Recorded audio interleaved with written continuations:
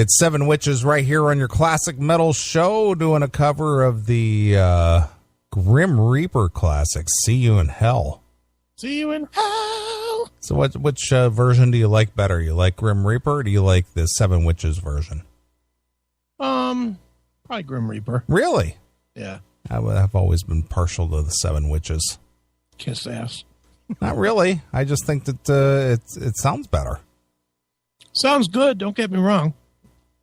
Let me stop this. I'm sounding like fucking John Ostronomy. You are. Eating while I'm doing this. After 70 pounds and 2 lunches, you're still eating? I'm eating some Orville Redenbacher. Nice. From your native home. Yeah, from Valparaiso. Yeah. Having a little bit of popcorn here. There you go. Excellent stuff. All right, well, I've got some Indian tales for you. All right. A couple of personal stories and then a couple of stories from India.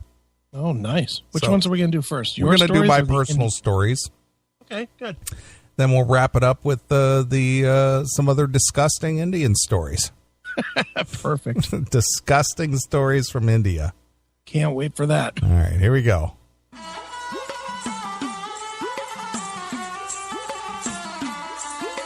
Wendell, this is your boss, your employer. I command you to come back to work. The Penske files are piling up on your desk, and your TPS reports are overdue. I will forgive your absence because you are a radio jockey, but you must kiss all 4 arms of Ganesha and bring me 1 pound of curry as penalty. I will expect your service Monday morning. Do not disappoint me, Wendell.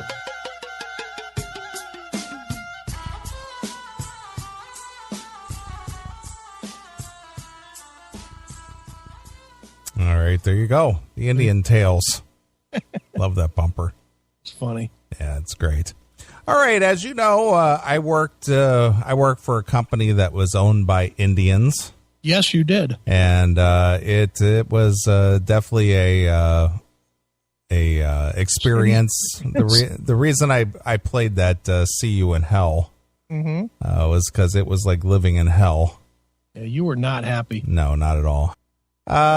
So when I was working for the Indians, as we all know, Indians are, and this is observation, not racial, but Indians have been known to be very frugal, i.e. cheap. Really? Yes, really. I'm stunned by this. I know. And for you who has traveled here in the Chicagoland area, Chicago is the land of toll roads. Oh my God, yes. So my former employer and myself, we were out visiting a plant in the Chicagoland area. And when we left the plant, there was 2 ways we could go. Okay. If we turned to the right, it would take us out onto a U.S. highway and then onto the Interstate 55. Okay. If we turned to the left, it would take us out to 294, which is a toll road. Okay. You would have to travel 1 mile, and then it would intersect Interstate 55. So I'm assuming you went the other way every time. Well, going via the U.S. route was free. Okay. Going via Interstate 294 cost $1. Fuck that. $1. $1. Not paying that. Well, when we came out of the plant, there was a truck broke down across the road. Okay. And we could not bypass the truck by turning right and going via the U.S. route to Interstate 55. Okay. So we had to turn left. Right. And go to 294 and take 294 a mile to connect with Interstate 55. Okay. That cost $1. All right, $1. $1. Okay. My former employer complained for 10 full minutes that detour cost him $1 in tolls, and he would have a hard time explaining why he had to pay $1 in tolls to his sister-in-law who ran the books. Get the fuck out of here. And what did you say to this? Well, much like yourself and myself here on the show, Yeah. my first words were, "Are you shitting me?" Right. What did he say? Well, he lived in fear of his sister-in-law Okay. because she's the one who ran the books and the accounting, Right. and she expected full accountability for every dime that was spent. Okay. Well, wow. He spent 10 of them. Yeah, he spent $1. Big fucking deal. So he didn't want to have to justify where that dollar was spent or how come it was $1 in tolls. So let me ask you a question, and I'll come back to this, obviously, or you can come back to this. Were there times, I know that they wanted you to use your car a lot of the time. Correct. They paid you gas, or did they pay mileage? They only wanted to pay 30 cents a mile. So they did not do gas. No. Because I was curious if they would say, well, you can only spend $1.85 a gallon. No, Not you 90. in order to get reimbursed for your mileage, Right. you had to print out a Google map of the route that you took, Right. and then the Google map would show the mileage that it was from point A to point B, or point A to from point B to point C, or Right.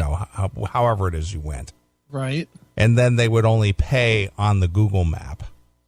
So God forbid you had to get off the road and drive a quarter mile to get gas. Correct. So they would only pay by the map miles, by Google map miles. Jesus Christ. And then only on top of that, they would only pay a maximum of 30 cents a mile when the national standard was 67 cents a mile. Right. So that's when you said, fuck you, rent me a car. Yeah. But here's the thing. If your mileage, if you had to travel and your travel in one direction was less than 200 miles, they would not rent a car for you. Well, then why would you go? Well, that's the thing. They just assume that you would just use your own vehicle, regardless of the situation. I know you shut that down. Yeah, I just didn't go. Funny. I know. So did you have a situation ever arise where they said, hey, we need you to go to, I don't know, Gary, I'm just making up a city. Yeah, sure. That's like 50 miles, 40 miles, whatever away. Right. Did they ever have one of those situations and you said, fuck you, I'm not going? Well, then they would say, well, take the other car. Like they had a couple of cars, Right. that they weren't the best cars, but they actually had one car that was owned by the brother and the sister-in-law. Right. And they would drive it sometimes, but then sometimes they would leave it just parked, and then they would take the insurance off of it. Wow. You know? Really? Yeah. They would take the insurance off to not have to spend that Correct. $25 a month? Yes, correct. Holy shit. Yeah, so if the car was going to be parked for a month or more at a time because they weren't currently using it, they would uninsure it. There's cheap, and then there's that. Right. Oh, fuck. Did you ever say to the bosses, why are you so fucking cheap? Well, that's just their culture. So? Even if it is your culture, it's still fucking laughable. I understand, but again, they run things by way of Indian standards, not by U.S. standards. So ridiculous. Well, see, they come here and they run things as if they're still living at home. Mm-hmm. And it's just like, well, why don't you just stay there? Do they realize that we laugh at them for being so fucking pathetic? To be honest with you, I don't know for sure. I really don't know. I just wonder if they understand that we think that they're pathetic. Well, again, I'm going to tell you that in my current job, if I get a lead that is clearly Indian, Yeah. I won't even call it. So if Bashar Talawande said he wants... Well, no, if it's something Patel... Yeah, you're done, huh? I won't even bother. I'm not even going to waste my time. Will you give it to the other guys? No, I won't even do anything with it. Throw it away. Yeah, because I just know it's going to be a runaround. It's going to be, well, I want it cheaper, or I want this, I want that. It's just like, Right. You know what? I'm not even going to waste my time with this. Right. If it's like Yes Now or Patel or something like that, Done. won't even bother. So good. Nope. Won't even bother. It's not worth it for you. It's not. I'm not going to jump through hoops and all this other stuff just so they can just shop me around. Yeah. Wait a minute. Nope, not happening. You can do better than this. You making $200. Yes, You should make $5. right. Why do I care if you make money? It's about me. Mm-hmm. Fucking douchebags. I know. And I got one more personal story. Okay.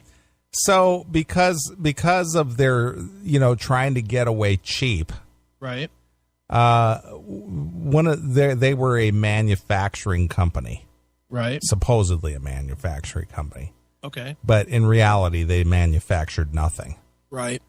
So if they had to build some of the equipment that they supposedly sold, Right.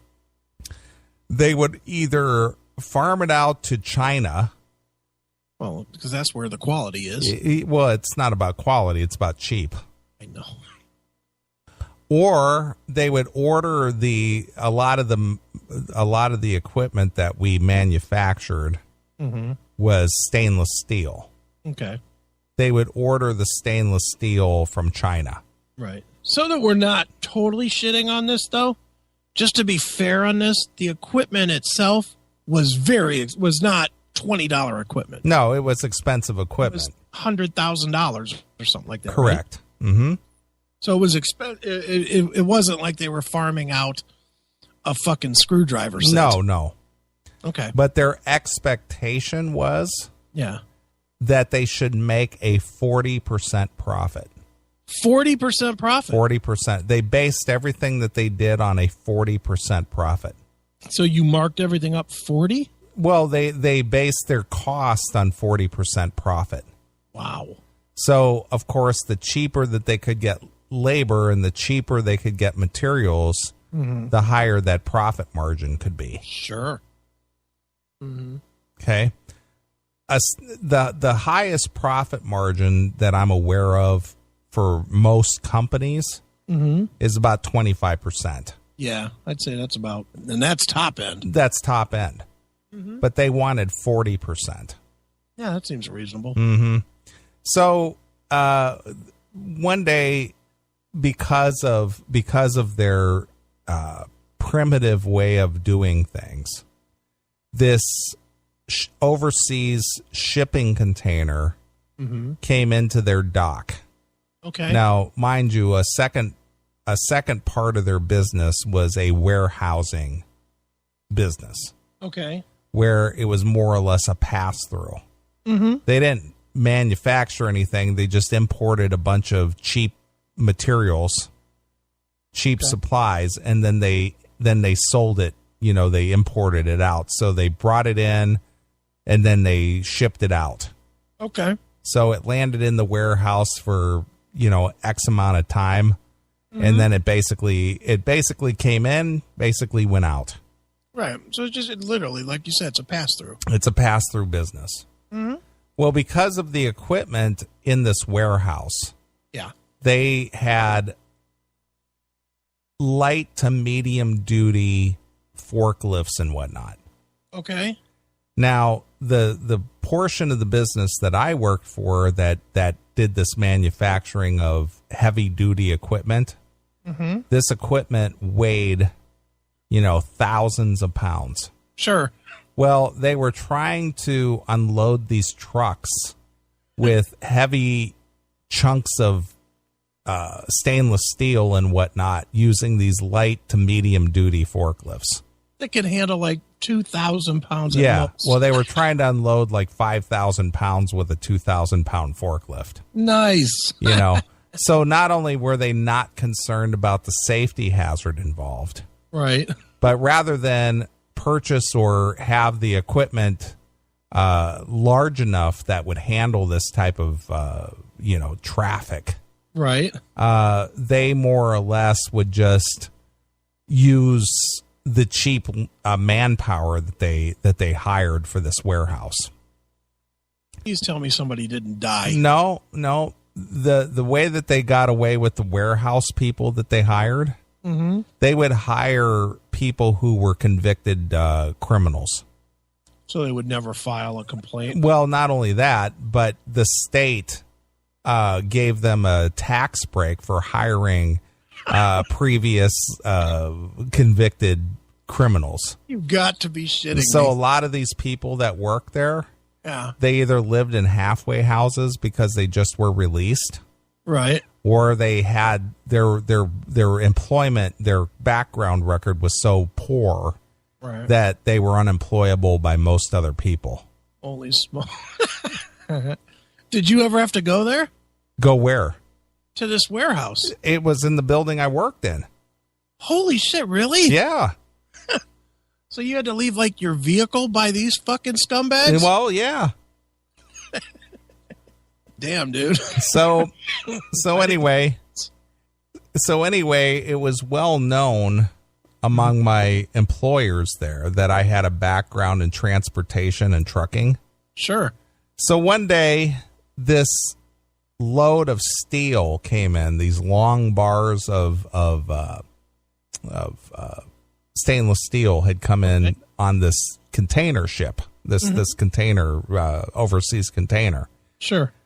Now, mind you, I was in sales. Okay. So my job description was that I did sales. You sold the product. I sold the product. Right.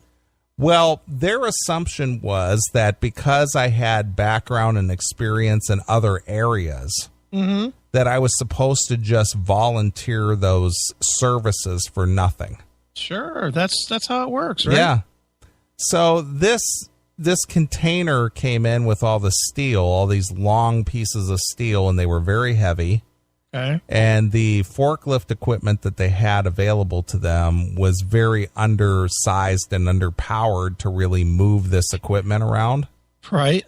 So I, just out of curiosity, I had heard that the guys were talking amongst themselves that, hey, this container come in, they're trying to unload it. This steel is very heavy. Right. They're trying to figure out how to maneuver it. Whatnot. So just out of curiosity, I took a walk out onto the dock area, just to see what the guys were up to. And I saw that they were wrapping ropes and nylon bands and things around the steel and basically dragging it out of this container trailer. Okay. Rather than picking it up, they were just wrapping it around the end, and then they would just back the forklift up and just drag it out onto the floor. Right. Rather than trying to lift it. And, it was a slow process, but it was just moving along. Didn't give it much thought, went back to my job, went back to my desk. Right. Didn't think of anything else. Okay. Well, what had happened is that my direct supervisor was not in the office that day. Okay.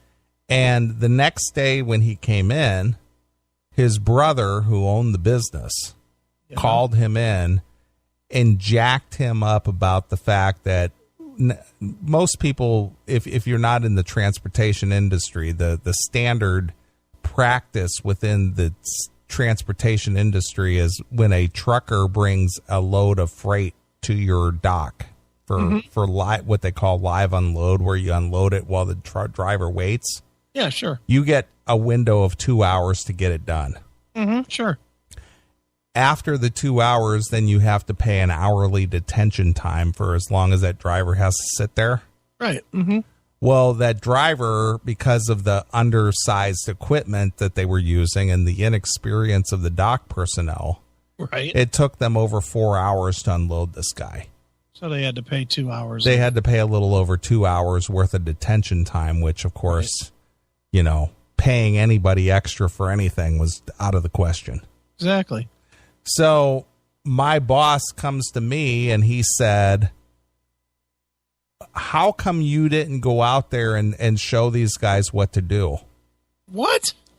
Because that's your job, right? That's exactly what I told him. He says, well, you're the one with the background and the experience. And I said, yeah, but that's not my job here. My job is sales. Yeah. Yeah, but you're supposed to go out there and help with this kind of stuff. I said, since when?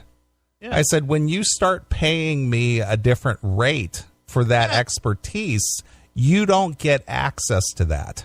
Yeah. Well, you're employed here. So? I said, yeah, I'm employed here as a salesman. Yeah. Well, you've got background in trucking and transportation. How come you didn't go out there and direct them? I said, well, number one, nobody asked me to get involved. Yeah. And number two, I wasn't hired for that. And number three, those people, they have no reason to listen to you. You're not a supervisor. Right. So he was trying to pin that extra 2 hours of detention time on me somehow. Like I was responsible for this. Oh, your fucking fault. That's basically what I told him. And so did they accept that or no? No. Well, the thing is that I told you about how cowardly these people are. Right. That, they'll come at you raising their voice and yelling and all this and that. But if that doesn't faze you, then they've got nothing. Right. Well, he started in with that. With that raising his voice and, trying to be intimidating. You checked him. I just stood right there and I looked in his face and I said, you know what? I said, you raise your voice to me like that again. I said, you and I are going to have a problem. I said, I'm going to drag your ass out in the parking lot. And I said, I'll beat your ass in the parking lot. That's what I told him. And he goes, you can go now. Yeah, thanks. But I did. That's what I told him. Thanks for your permission, dickhead. But that's what I told him. I said, I will drag you out and I will beat your ass in the parking lot. Yeah, I'm not going to be fucking talked to like a fucking pauper. And he just was, looked at me in kind of like shock. Right. And that's all he said to me was, you can go now. Yeah, good. See ya. Bye-bye. And I did. I left. Went back to my desk to do whatever it is that I do, Exactly. Didn't think twice about it. Mm-mm. Not my responsibility. That fucking job. I know. What a bunch of douches. So again, if I see the name Patel or Yes Now or anything like that pop up, right, I won't even bother with it. Won't even bother with it. Do your bosses know that? Or no, of course not. But you need to call Mr. Patel. Yeah, that's not happening. Not going to waste my time. I'm not wasting my time because I already know the runaround I'm going to get. Yeah. That's when you say, why don't you let Bill or whatever his name is sure have that one? Yeah, sure. Like him to do that one. I'm tied up with these other ones. Yep. Of course, they love you so much over there. They do. They do. They'd probably be like, oh, okay, whatever. Yeah. Well, they already know the whole Indian side. Right. So they just know. Yeah. You know. That's too good. So dealing with the Indians is like, that ain't happening.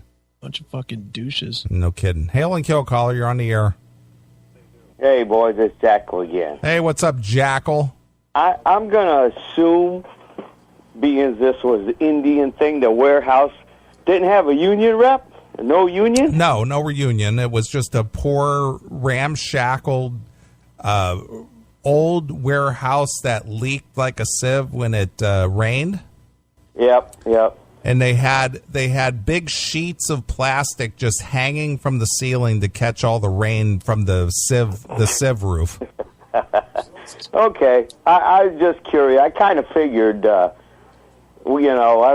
used to work in the union shop, and if we got to load something like that, right away we went and got the supervisor and said, okay, you tell us what you want us to do. Right. Not just drag the shit out. Well, again, there was nobody in charge, and the assumption was because I had the knowledge in the background, right. I was supposed to just go out there and take charge. Oh, fuck that. Like you said, you weren't hired to do that job. Fuck them. That's exactly right, and that was my attitude, too. All right. That's all I got. All right. Hail and kill. Fuck there. So there you are. It's nuts, dude. I know. I dealt with that shit every day. I don't know how you did it. I don't know how. And I talked to you many, many mornings when you were just miserable going in. Yeah. You would call up. You'd be like, I gotta go fucking deal with these. Yeah, fucking Indians. And it was funny because in the time, and this is a story. I don't know if you want me to tell this story, but I'll tell it anyway. Because it's not really bad, but you wanted to get out of there for at least a year. Yeah, easily. Yeah, absolutely. At least a year.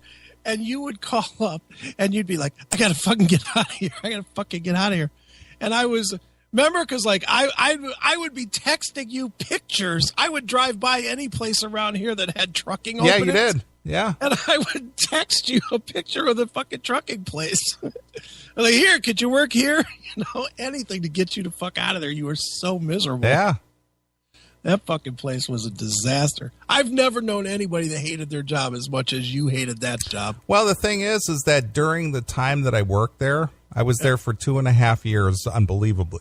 I know. But during the time in 2.5 years, they went through 10 project managers. One every 2 months. Yeah, basically they lasted 2 to 3 months was the max. Because those people would get in and they'd be like, this is fucking bullshit. Yeah, more or less. Yeah, how am I going to work with these cheap fucks? More or less, yeah. Jesus Christ. Mm-hmm. And they're still in business, though, huh?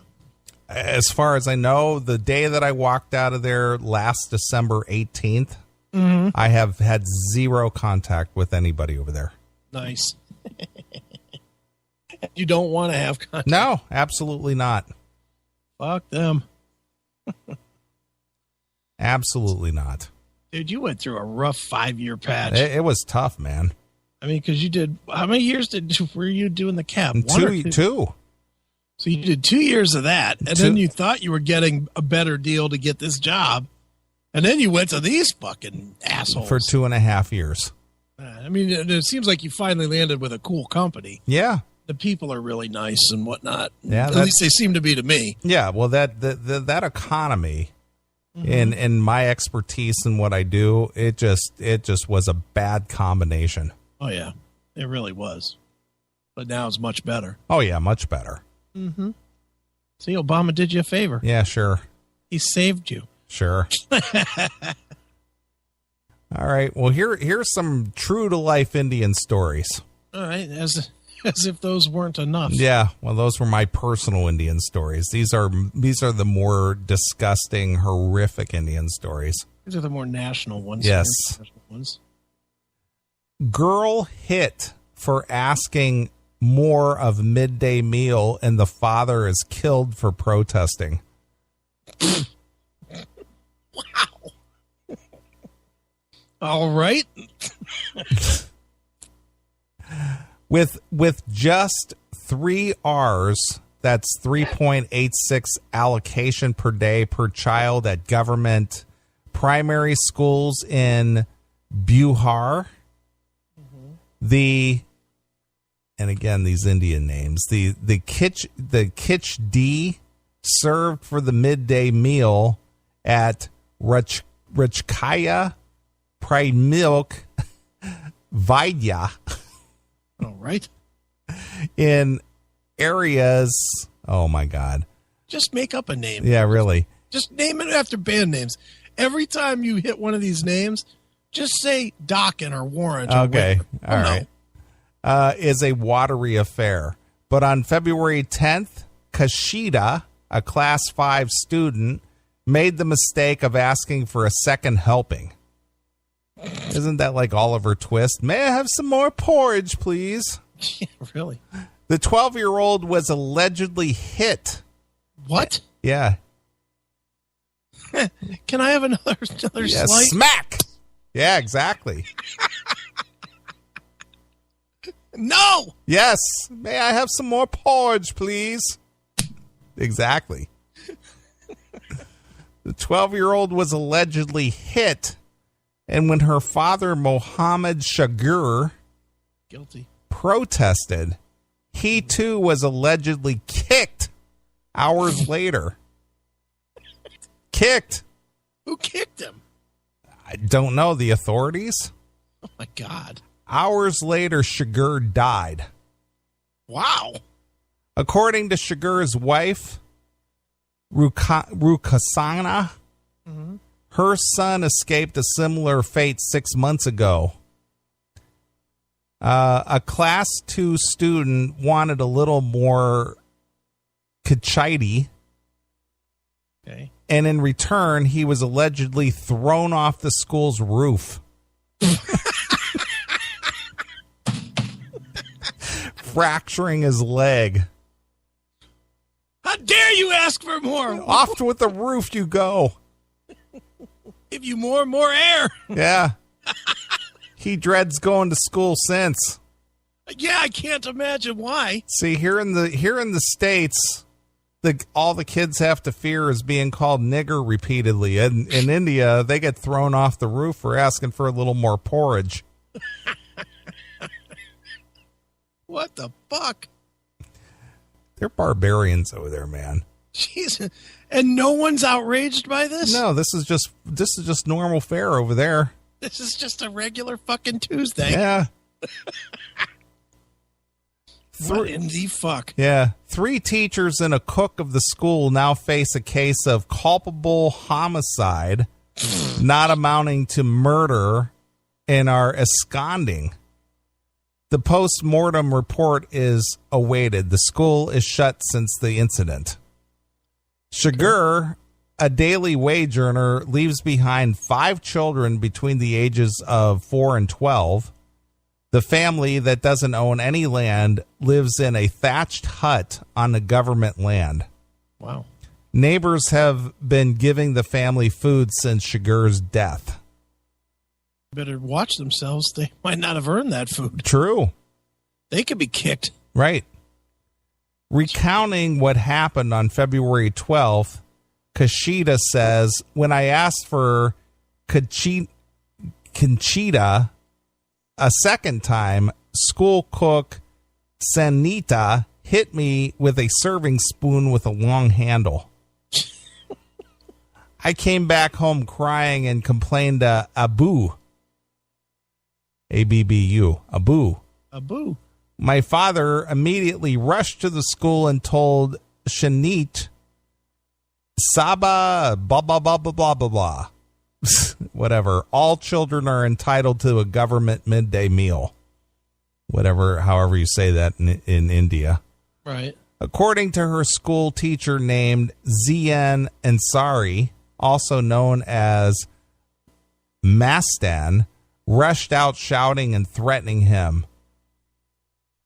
The school headmaster also joined in saying, Maro, Mastan hit my father between his legs. Ow. Ow. Ball shot. Kicked him in the balls. Jeez. Shagar, who was repeatedly hit on the testicles, doubled over in pain. Wow. Deflected in his clothing and his... What does it say? Oh, wait a minute. Oh, you're going to love this. All right. Shagur, who was reportedly hit on the testicles, doubled over in pain, defecated in his clothes, and fainted. And ironically, it smelled no different Right. than the rest of the fucking country. Right. He was rushed to the doctor, but he didn't recover. Wow, that must have been a hell of a kick. God damn, he kicked the shit out of him. Yeah, literally. He must have had like internal bleeding or something. Holy cow. That's like a boot. Yeah. Is he wearing a steel-toed sandal or what? Apparently. Jeez, oh man. Rukasana says the neighbor immediately called the police, but no one turned up the whole day. The police only reached the spot at 1 a.m. on the interviewing night of the February 10th and 11th, and the FIR was registered on February 11th against 4 persons: the school teacher, Mastan, and wait a minute, hold on. This happened during the school day at lunch. Yeah, it happened at lunch during the school day. And the cops didn't show up until 1 in the morning? That's what they're saying. Were there still people there waiting? Well, they must have gone to their house or something. What the fuck is going on over there? Well, it's India. 12 hours? Yeah. On a murder? Yeah. Jeez, oh man. Police came to know that the incident only on February 10th night, says blah, blah, blah, police station in charge of PK Praveen. Mm-hmm. The incident is surely a fallout of a midday meal at school. We have recorded the victim's family statements and the statements of 40-odd villagers. Muhammad Shagur had gone to the school and had a scuffle with the teachers. Post-mortem alone will establish if he died because of being hit in the testicles. So he got kicked in the balls. That's fucking brutal. The police chief said, "We have been talking to villagers and we will reopen the school while the police investigate the matter." Another school cook, Mahadota, says that he had seen Shagur at the school that day, but did not see the fight. I am not aware of what happened to him later. School committee chairpersons who says he was out of the village on the day of the incident claims the school is often under pressure to offer a midday meal to extra children. Okay. While classes 1 to 5 have around 300 students, villagers say poor parents often send siblings along too to have a midday meal. Okay. So everybody's just kind of glomming on. Well, they're trying to get their kids fed. Exactly. The school gets 3.86 whatever monies per children for buying pulses and vegetables, besides 100 GM rice each. Okay. From classes 6 onward, the rice quantity goes up to 150 grams, and the subsidiary amount of 5.78 each. Wow. So they're being subsidized. Okay.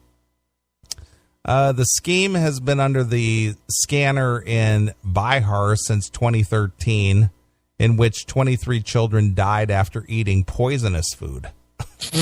Gee whiz. Just a horrific place to live. What a cesspool. Yeah, well, and it literally is. It is a cesspool. It's horrible, man. Several villagers claim the whole controversy is linked to the coming Panchaya polls and that the teachers are being framed. I don't know. Maybe it's like the elections or something. Okay. Rukashana and Shagur moved to the Muslim-dominated area, one of the poorest districts in Bihar, around 30 years ago from a distant village. How come the Muslim villages everywhere but here are the most poor? I don't know. You notice that? Yeah, I do. Everywhere else, when they say the Muslim village, it's some fucked up place. Yeah, it is. It's never like a nice neighborhood. Nope, ever. Nope. Pointing to a bamboo and grass fence around their hut that Shagar himself built just before the incident, an influential group in the village is out to prove us wrong on this cause of my husband's death. My husband was hale and hearty and died after being hit. That was hail and kill. Yeah, hale. It's Hale. Never heard that. My husband was hale and hearty. I like Hail and Kill better. Yeah. She says the group is trying to use the fact that the case was registered a day later. We were forced not to file a case last time, but this time we want justice. We were the ones who need midday meal the most. Vowing to support family, her neighbor Mohammed Izhar Alam, however, asked... Wait, so she's more concerned about the missed meal than the husband? Apparently, that seems to be the case. Jeez, oh man. I know. It's fucking play. Vowing to support the family, her neighbor Mohammed Izhar Alam, however, asked, can Kashida just get justice at all? We have not heard anything from the police so far. Well, that's tragic. I know. The thing is that, everybody's so poor and destitute and everything that it doesn't seem as if they can or will do anything to change their circumstances. Right. It's just sad. Just pathetic. Well, one more quick story and we'll call it a day. Okay. Head teacher beats a boy to death at an Indian boarding school after he went outside without permission to greet his parents.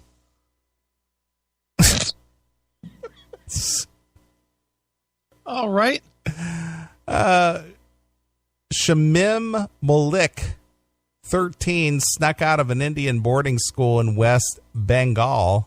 He went to meet his parents who had brought stationery they had bought for him. When he returned to the school, he was beaten for not asking for permission. The beating was so severe, he later was taken to the hospital where he died. Unbelievable. A teenage boy who speaked out. Speaked out? He speaked out.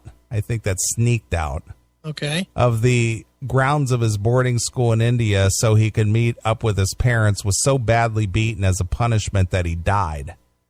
Wow. Police in the district of Mashahadi in West Bengal state confirmed that they were investigating the claims made by the parents of a 13-year-old and arrested the school's owner and the head teacher. According to the boy's mother, Bibi, and father, Juhas. Juhas. Yeah, like the song by the Ramstein. Duhas. Yeah, same guys. Yeah. They had dropped him off at the Al-Islamala mission school in the village of blah, blah, blah. Can't even pronounce these names. Okay. 3 days later, the parents returned to the village to visit the boy to drop off some stationery they had bought for him. He sneaked out of the school grounds to meet up with his mother and a father just 100 meters from the facility, and when he returned, he was badly beaten as a punishment for not asking permission to leave the facility. Right. Police confirmed that instead of being taken to a nearby hospital for his injuries, Shamim was instead taken to a nursing home, which is also owned by the same people who run the school. Okay. It was also when his condition worsened, he was actually taken to a hospital in the city of Masharada, where the doctors told police he was dead on arrival. Wow. His devastated parents said they only got a call at midnight from the hospital to say that their son had died. They had not been warned by the school he had been injured. Jeez, oh man. They also said that the school had tried to claim that he simply had fallen, but the hospital confirmed that he had received a savage beating. The parents were later told that the beating had been carried out by the headmaster. Right. They then made a formal complaint to the police, who arrested the headmaster and the school's owner.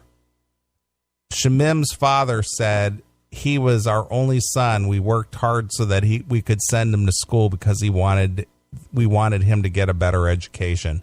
His mother Bibi added that they wanted punishment for the teachers responsible, saying, "I want to see them hanged." Hanged. Jeez. Hang those bastards. Yeah, pal. Yeah. So the message here, kids, Indians are really horrible people. Just scum. Yeah, just don't deal with them. No, not at all. Seems like they just don't give a fuck about their kids. Though. No. Nah. Just beat them to death. Yeah.